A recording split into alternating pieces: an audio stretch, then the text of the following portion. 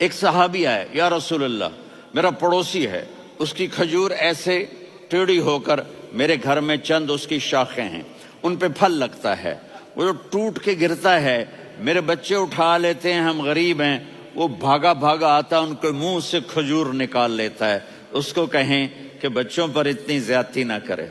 آپ نے اس کو بلایا، وہ منافق تھا، آپ نے اس سے فرمایا بھئی ایک سودا کرتے ہو؟ کہا جی کیا؟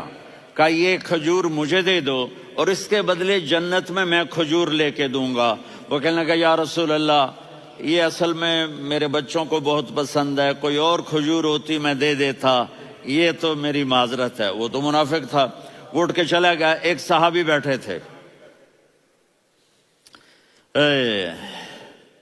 وہ کہنے لگے یا رسول اللہ اگر میں وہ کھجور لے کے دے دوں تو مجھے جنت میں لے دیں گے؟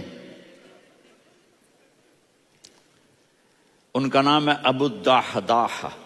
آپ نے کہا ہاں تو مجھے لے کے دے دے میں تمہیں لے دوں گا۔ وہ اس کے پیچھے چلے گئے، اے بھائی کتنے میں بیچو گے؟ میں نے کہا جا جا، میں نے اللہ کے نبی کو نہیں دی، تمہیں کیسے دے دوں؟ کہا اچھا بھائی منہ سے بول کتنے لینے ہیں؟ تو اس نے جان چھڑانے کے لیے کہا کہ اپنا سارا باغ مجھے دے دے، کھجور لے لے۔ باغ میں 600 کھجوریں اور یہ کھجور کسی اور کو دینی ہے۔ تو کہتا ہے پکے ہو، پھرو گے تو نہیں؟ کہا میں پاگل ہوں، میں پھروں گا؟ مجھے 600 کھجوروں کا باغ مل رہا ہے۔ انہوں نے کہا ڈن، کھجور میری باغ تیرا۔ وہ بھاگے بھاگے آئے، یا رسول اللہ میں نے سودا کر لیا۔ کہا کیسے کیا؟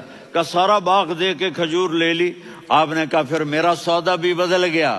کم من عذق رداح ودار فیاح لأبی الدحداح فی الجنہ۔ میرے ساتھی میں اپنی آنکھوں سے دیکھ رہا ہوں کہ اللہ نے تیرے لیے جنت میں ایک گھر نہیں محل بنا دیے سینکڑوں، اور ایک باغ نہیں ہزاروں باغ تیرے لیے تیار کر دیے۔ یہ ہے ایمان کی نشانی، یہ ہے محبت کی نشانی۔